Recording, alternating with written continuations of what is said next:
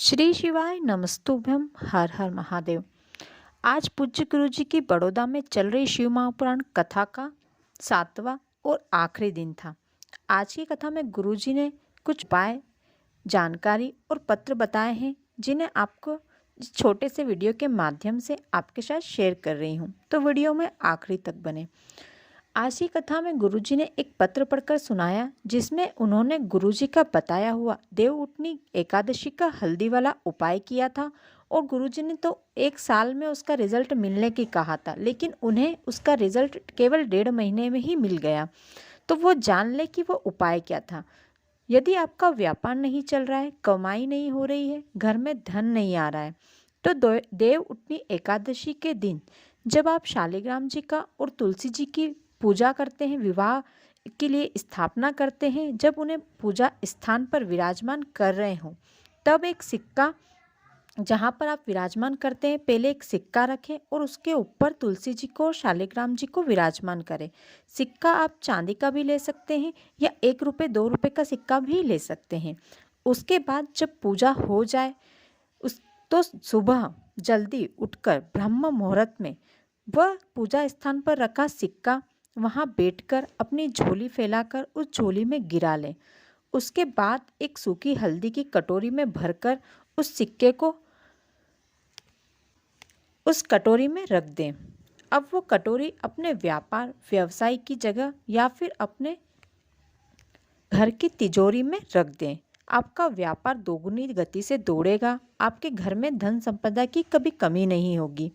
आज की कथा में गुरुजी ने बताया, जिसने गुजरात में कथा करवाई उसे वर्ल्ड बुक रिकॉर्ड का पुरस्कार दिया गया है, क्योंकि गुजरात की कथा सभी कथाओं में से एक ऐसी कथा है जिसमें एक भी पुलिस सहायक कर्मी तैनात नहीं था व्यवस्था देखने के लिए।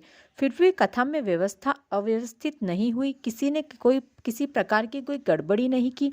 गुरुजी को भी पुरस्कार दिया गया है क्योंकि गुरुजी के भक्तों ने किसी को परेशान नहीं किया। आज की कथा की जानकारी, जब शरीर में कोई रोग हो जाए और जांच करवाएं और डॉक्टर दवाई दे, तो वो दवाई आपको कुंदकेश्वर महादेव का नाम का स्मरण करके उस दवाई को लेना है।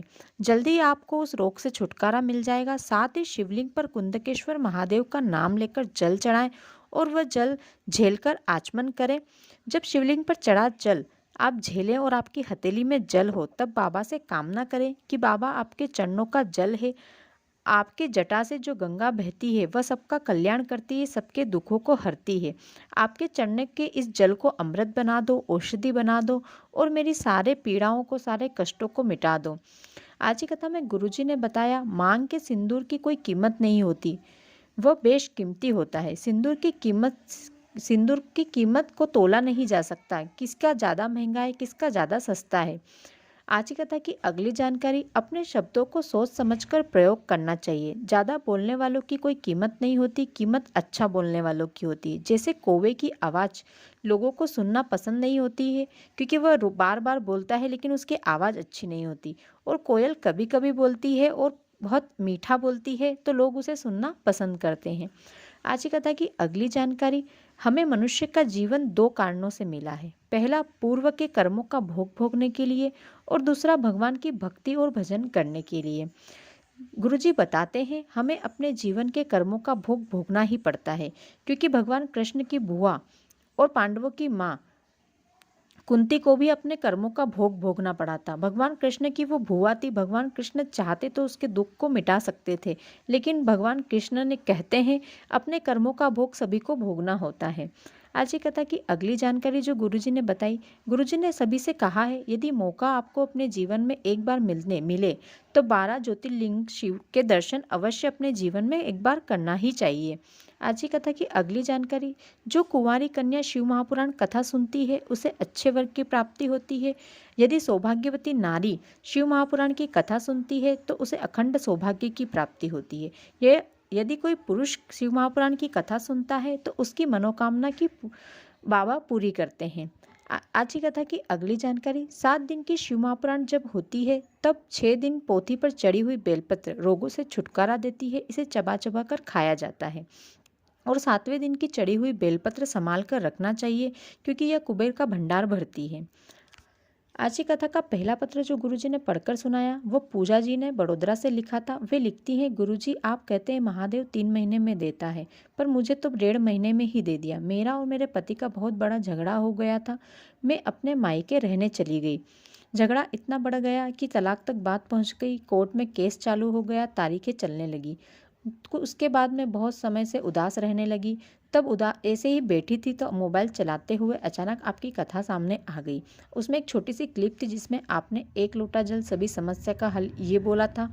तब मैंने भी 1 लोटा जल भोलेनाथ को चढ़ाया और महादेव से कहा कि शिहोर वाले महाराज कहते हैं कि तू 3 महीने में कामना पूरी करता है। मैं आपकी कथा सुनना चाहती हूँ, पर तलाक लेकर अकेले नहीं सुनना चाहती।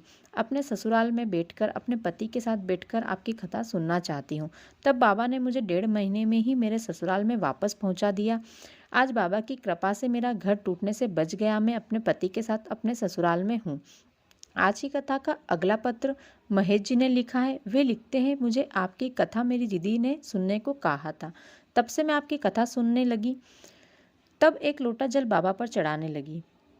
मुझे थायराइड की बीमारी हो गई थी, तब चढ़ा हुआ जल झेलकर उसका आचमन करने लगी। गुरुजी बाबा ने मेरी थायराइड की बीमारी खत्म कर दी। इसके अलावा आपने देवउठनी एकादशी के दिन हल्दी वाला एक उपाय बताया था और कहा था कि साल भर में आपको इसका रिजल्ट मिलेगा। गुरुजी मैंने आपका बताया वो उपाय किया और मुझे केवल 1.5 महीने में उसके उपाय का रिजल्ट देखने को मिला। तो दोस्तों ये थी आज की कथा की कुछ विशेष जानकारियाँ, पत्र और उपाय जो मैंने आपको आज की वीडियो में बताए हैं। अब गुरुजी की आज बड़ोदरा में कथा खत्म हो चुकी है, समाप्त हो चुकी है। इसके बाद गुरुजी की अगली कथा 12 दिसंबर से 18 दिसंबर तक बैतूल में होने वाली है। यदि आपको उस कथा में जाना चाहते हैं, उस कथा के पंडाल की संपूर्ण जानकारी प्राप्त करना चाहते हैं, तो मैं उसका वीडियो अपने चैनल पर डाल चुकी हूँ कि आप उस कथा तक कैसे जाएँ, वहाँ पर क्या क्या सुविधाएँ आपको मिलेगी। वहाँ आप यदि ट्रेन से जाते हैं तो कैसे जा सकते हैं, यदि आप बस से जा सकते हैं तो कैसे जा सकते हैं, ये सारी सभी छोटी छोटी जानकारियाँ आपको उस वीडियो में मिल जाएगी। यदि आप वहाँ रुकना चाहते हैं तो आपको वहाँ रुकने की क्या क्या व्यवस्था है ये भी उस वीडियो में मैंने बताया है। मैं बैतूल के पंडाल में जाकर वीडियो रिकॉर्ड कर कर आपके लिए लाई हूँ। वहाँ की सारी सुविधाएँ व्यवस्थाएँ मैंने उस वीडियो में बताई है। यदि आप भी बैतूल की कथा सुनना जाना चाहते हैं तो उस वीडियो को एक बार अवश्य देखें। वो वीडियो आपकी काफ़ी मदद करेगा वहाँ जाने में। यदि आप वो वीडियो देख लेते हैं तो आपको वहाँ जाने में कोई दिक्कत नहीं होगी। यदि इसके अलावा भी आपका कोई प्रश्न है तो आप मुझे इस वीडियो पर कमेंट करके पूछ सकते हैं। यदि आप कहीं से जाना चाहते हैं और मैंने उस वीडियो में वो नहीं बताया है तो आप मुझे कमेंट करके पूछें, मैं आपको आपके सवाल का जवाब तुरंत दूँगी। और आपको साथ ही ये भी बताऊंगी कि आप अपने स्थान से वहाँ पर कथा पंडाल तक कैसे जा सकते हैं। यदि आपको मेरा आज का वीडियो अच्छा लगा हो तो वीडियो को लाइक करें, शेयर करें और सब्सक्राइब करें।